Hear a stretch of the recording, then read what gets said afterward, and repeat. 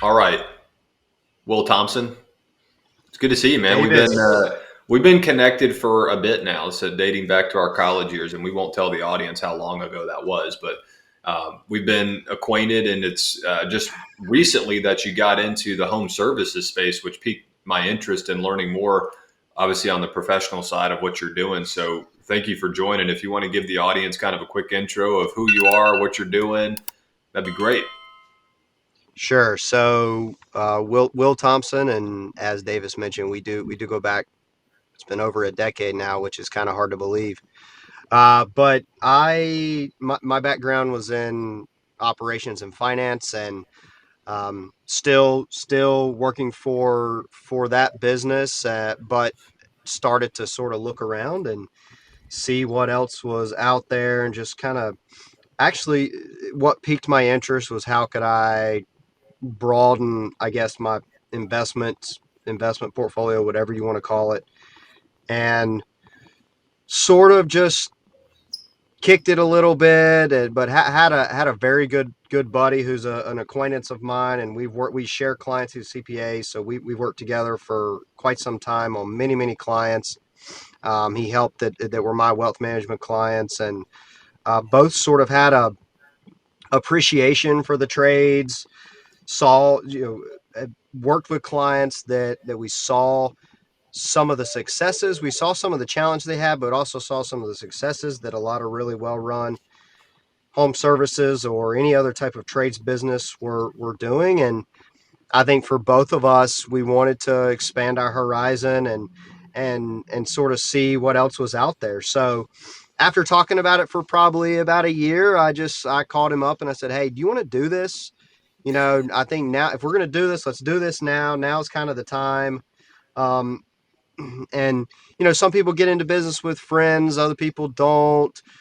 We were business acquaintances first, so we tested the waters as from a business perspective before we became friends. And fortunately, we've got some very complementary skill sets. Hmm. And I can talk about some of those as we get into this, but we we started to kind of put a list together of the criteria of the type of businesses we were interested in. Was there barrier to entry? What type of recurring cash flows were there? How could you expand the revenue lines? What was were there ways to kind of quickly get to that, what you consider to be a platform type of a company? Could we scale quickly to that point? And ultimately, we looked at a few different businesses. I looked at a paving business. I looked at a manufacturing business. I looked at, let's see, what other types of business did we look at? Concrete. And ultimately, we settled on not wanting to be too capital intensive. We what we saw was a lot of these businesses seemed to float a good deal of projects for whatever reason. It seemed like they were always borrowing from a revolving line of credit or something like that. And so we said, well, you know what? That's just not what we're interested in. We won't have something with consistent cash flows, and not only that, but cash flows that we can expand upon. Where can we? How can we increase our margins and sort of take advantage at the opportunity at hand? So we after we kind of settled on HVAC. We really just kind of settled on home services, and then HVAC I think was the most attractive to us, mainly because of um, that was where both of us could quickly wrap our heads around. Well, I guess a better way to say it is what technical skills either of us had leaned toward HVAC over a plumbing or electric. There's Hmm. certainly some of those components, and we are, as a second conversation, we are actually in the process of obtaining an electrical license, but and that's very complementary, but still completely different business unit, completely different procurement, Yeah. completely different scope of the work. I mean, even though there are similarities and there's definitely overlap, it's just different. Every single one of them is different, and so that's kind of how we landed on HVAC. We also wanted something that had another reason for HVAC. We wanted something that had recurring recurring revenue. So maintenance contracts from households Hmm. that we knew, that money's coming in, and that's also a prospecting tool. They're customers already. They're accessible, and so if you do a good job for them on their maintenance contracts, when it comes time to change equipment or there's larger jobs, who are they going to call? It's going to be you. Yeah, So, or it should be. I mean, most likely is, but that just doesn't exist. There's definitely some people do that on the plumbing side. Typically, you see the maintenance contracts bundled on the plumbing side along with an HVAC provider. On the hmm, electric, I don't see too many electric maintenance plans, so not a ton of recurring opportunities there. got So it. that's that's where we are. I hope that answered your question, but Yeah. I would just say the other things that sort of piqued our interest were, for every 8 service professionals that exit the industry, only 4 are entering. Hmm. So in our mind, that means there's going to be a good bit of consolidation. Yeah, And if we can have the right team in place and do this do this well for a couple decades, we're going to be in a good spot. totally. This isn't something that we're just trying to flip after a couple of years. That is not the objective here. We want to build this. We want to build this long term, and it'd be great if next generation decided they wanted to work and take it over and just continue the trajectory. And at this point, that's our vision. That's our goal. Cool, man. Yeah, that's great. And for the audience, just to be clear, it's Reinhardt Heating and Air that is Will's Yes, business. Reinhardt Heating and Air, and Um, we're actually in Lincoln County, but our proximity to most of where excuse me, most of where all the economic boom is happening, whether it's East Lincoln backing up to the lake, whether it's um, Huntersville, Cornelius, Mecklenburg County, Gastonia. We are in a pretty good location. We're pretty central to a lot of that. mhm. From my house in Charlotte to get to the shop is 35 minutes, which is not a bad commute. I know people that have much larger ones than that. Yeah. So that was kind of another thing. Not to get off topic here, is we really wanted to be in an area. Um, we kind of wanted to. We thought maybe it's a good idea to sort of surround the large metropolitan area, but maybe not always have to play in the metropolitan area from an overhead perspective. Hmm. Yeah.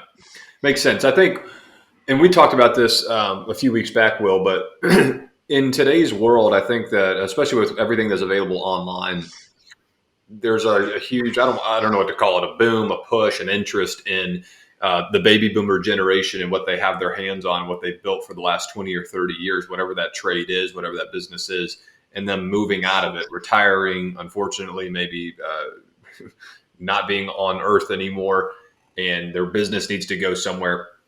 And the younger generation going in and buying these existing businesses and seeing that as an opportunity. Can you take us through kind of from start to finish, and you can keep it super high level, but just kind of how you started your process of trying to identify a business, what that looked like, channels you maybe explored, how you found businesses, all the way through to like, hey, we signed on the dotted line, and Reinhardt Heating and Air is now mine, and I'm going tomorrow to start working the business. What did that timeline look like? Was it a 5 month process, 12 month, beyond? And what were kind of like just the general steps along the way of identifying that business and ultimately closing on it? Sure. So, well, I mean, it was a fantastic learning experience, and excuse me, in the event that we acquire another business and integrate that business with this one here, which is possible, with what we'd like to accomplish. It'll go much smoother than next time. Yeah. I would say some of the just to answer your question first, high level, the total process from saying let's do this to signing the line there where the business became ours was probably about 9 months. Mm-hmm. And during that process, what we discovered was a few things. Having a really good broker that understands valuation is really important, Yeah. because most of the time, if the broker understands it, they have relayed that message to the client, and they have positioned the business to be attractive on both ends, meaning that it's appropriately valued for both the seller and purchaser.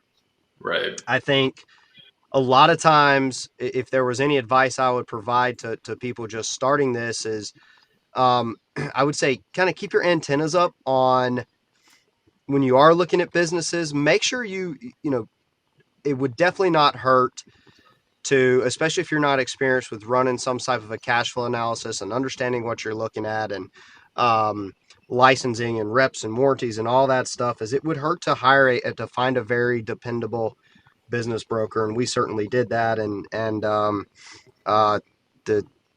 the guys over at New Leaf have been great. Todd and Philip over at New Leaf, they've been very helpful. They're just reasonable, and I think that is it was a change of pace from our first experience. Our first experience was a scenario where we got through it, and the broker really didn't do a good job of facilitating things, meaning he didn't have all the documents that we needed, and ultimately, we almost got down to the end, and we probably would have paid double. We got down to the end, and sort of talked numbers with the person after we'd submitted an LOI, and even we're getting down to the end, ready to completing due diligence, but we kept asking for a couple documents, and they were never produced. And then all of a sudden they're produced, and we realized that the amount of cash actually coming through the business was about half of what some of the documentation that we reviewed was. And it just kind of kept us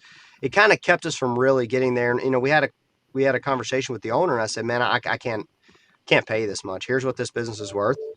And he got mad and frustrated. And then I just asked him, I said, where'd you come up with your valuation? He said, I told the broker that's what I needed to sell it for, because that's what my wealth advisor said I needed to retire. And Mm. I said, well, man, like that's just not how it works. And that business is still on the market today. Yeah. Still on the market today. And I've even seen that broker represent other businesses, because I tend to just kind of peruse some of the online, like biz buy sell, those sort of things, just kind of see what's out there from time to time. Yeah. Um, I see that broker often listed, and I'm just like, steer clear of that. Um, Yeah. but you know, I think that's where I think that's where things that is where I think you honestly can overpay for something and put yourself into a tough position. So Yeah. yeah, we went through all of that. The deal was actually, we were fortunate with the deal.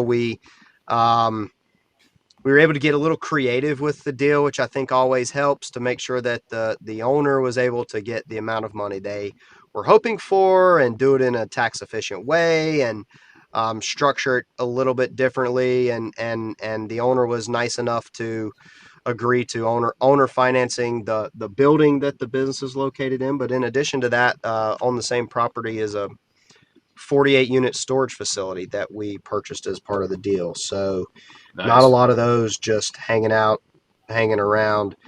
So I was that I would say that was probably another attractive feature of this, is we said, okay, let's just assume the worst case scenario, and we run this thing into the ground. Well, we've still got an acre and a half, two real estate buildings, and we've still got a nice real estate portfolio here that's cash flowing, that would supplement any losses we have from the business.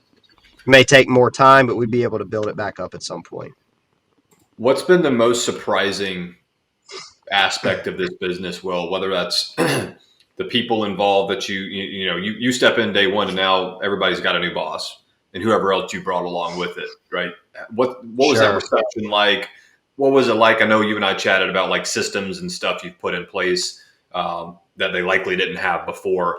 just talk about kind of what it is now that you pick up this baby and it's yours and now you got to go grow it, what that's been like for you and also all the existing employees that you now manage. Sure. So coming in with, coming in, it would be evident from day one that I would be have the least amount of technical experience. So Yeah. the one thing that I could control would be operational flow and sales, is Yeah. getting jobs on the board. And to be honest, that's what that is what wins people over from the beginning. Obviously, showing them respect, asking to earn their respect. I have not, just my natural demeanor is not one where I would ever come in and just expect everybody to respect me because I'm the business owner and they're the employees. That's not the type of relationship or environment that I wanted to create. And Right. from day one, I really I talked about culture. My first message to the team was, you may not believe it now, but my objective is for this to be one of the best paying places and also one of the best, just absolutely the best culture, the where you guys want to come to work every day, where we are doing some cool projects. Because I'll tell you, one of the things, just taking a step back, one of the things we liked about this business is we have both a residential and a commercial license. Yeah. So, I'm interested in both, and we've we're doing about 20% commercial at the moment, and we're looking to step that up. But those projects are exciting for people. Yeah. It's not the same rinse and repeat type stuff. Although, if you're thinking about it from a business perspective, I mean, it's hard to beat the cash flow that comes from residential changeouts. I mean, that's where all the consistency is, and if you can get that marketing piece down, because that's really just a marketing machine. That's Right. all that is who markets the best, and sales and marketing. So it's either you either got to have such a great marketing machine and marketing presence that the calls come in consistently, or you got to have some type of an outbound approach. And we're Hmm. still tinkering with a lot of that because, it just takes time. It really does just take time to implement that stuff. And it's only been, it's been less than 6 months. Um, but what I would just say is so I don't have a great sample size, but we've had some early success, and really that early success was just simply me coming in saying, I'm gonna reach out to everybody I know and see what I can drum up, see what business we can drum Yeah. up. We also got lucky with getting a contact that with a general contractor, and but we executed. We kind of came in behind another company and finished the work for them, but we really executed. And then I said, you know what? One thing I can do is, if these guys have a lot of projects coming down the pipeline, the one area of this business I can understand is I can go to the owner and say, hey, let's forecast some of this stuff together so that I can go get you really good pricing on equipment Right. and supplies and everything else, and we can procure this in the most efficient way, and we can come up with a game plan. Yeah. And that was well received, and I think that's probably the area I've been able to make the most impact. Now, my technical skills are absolutely improving every single day, and I have such a respect for this. I will absolutely go and try to get my license. You got to be 2 years essentially of experience before you can take an exam. But that's important to me, I think, to kind of return the respect back to these guys that have been doing. Some of these guys have been doing this for 20 years. Yeah. Um, Sort of back to answer your question about how it was initially. I mean, anytime change is happening, people are going to be a little tentative to start. Yeah. But as as I got to know people and I made it a point, we're small. We've got, when I came in, we had uh, 11 10, 11 employees. We got 15. So we've hired some. We've unfortunately had to let one person go. There was an office person, and um, I think it was that we actually gained some respect by letting her go. Right. It was someone that was sort of a cancer to the culture, and you could tell as soon as we did that, and we probably did that in the first month. As soon as we did that, some spirits were certainly lifted, and people were like, okay, well, these guys aren't just going to let people push, walk all over them. They're actually trying to run a business here. And, but, from the beginning, we wanted to be respectful of everyone. And the only thing you can do there is just hope that if you continue to give respect, you continue to be committed to these people, and they see that, hey, wow, we've gotten pay raises, we've implemented a bonus structure that was not there before. Um, we've, we everything that we've said we're going to do, we have done and delivered on so far. Then the respect really starts to come with that. And I mean, at the end of the day, the other thing too is I just I think these guys are, they're excited. We haven't had a week um, in 2 months where they've had under 40 hours. I mean, not a single week. So to get the hours, to have the income, to be able to provide your family, and we talk about that. So guys, I want you to be able to, and girl, I want you to be able to provide for your family. I want you to improve your lives and be able to advance your career, the finances of your family, and ultimately everybody's going to be happy if they have those opportunities. Totally. So thank you for that, Will. So let's wrap it up with this vision. What is your vision for Reinhardt? Long term, next 12 months, next 3 to 5 years. Do you want to add on more locations under Reinhardt? Do you want to continue to acquire HVAC companies and roll it under a parent company? Do you want to get into other service lines? I know you mentioned you're talking about electrical, but other service lines within Sure. home services that you want. What's kind of your personal vision for the company long term?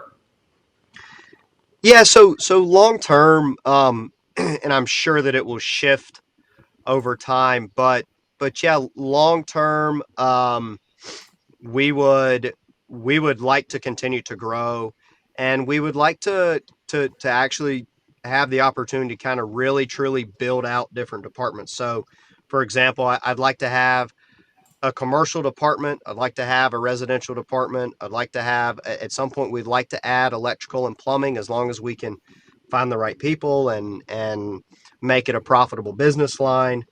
But steps one, and I think steps 1 and 2 is to continue to develop relationships and to be able to generate to further us on that commercial path, um, and then eventually obtain the electrical license, which we're going to probably obtain that in the next 3 months. Plumbing's a little bit further off, and we're still on the fence if we want to add that or not. I'm more interested on the commercial plumbing side than I am the residential side. Commercial plumbing's got to be the biggest in demand trade out there at this point. It's just, I mean, they're backed up all the time. So if we can find the right people and implement the right plan and that sort of thing, I think those would all be worth it. Yeah. Um, in terms of growth, yeah, we'd absolutely like to continue to grow. We've I mean, we've flirted with the opportunity of acquiring, and I do think that we would eventually acquire another company or two or three, um, if the right opportunities are there. They got to be the right opportunities. There's got to be a missing piece. It could be either location or access, or they're doing a business line really, really well, and they've Hmm. got, younger guys, younger leadership that can stay on and help continue to do that. And we can formulate a plan to integrate it very well. But we're certainly not just going to be going on it's not like a private equity buying spree or anything like Right. that, where anything that does, 10+% EBITDA, we're like, yeah, we'll jump all over that. No, it needs to be strategic. Totally. Totally. Yeah. Well, home services is great for anybody in the audience. Home services is great, regardless of the line you pick. But we'll appreciate you joining, man. It's always good to chat with you. And we'll end it with there. If you want folks to find Reinhardt, what's the best way for them to reach out to you guys?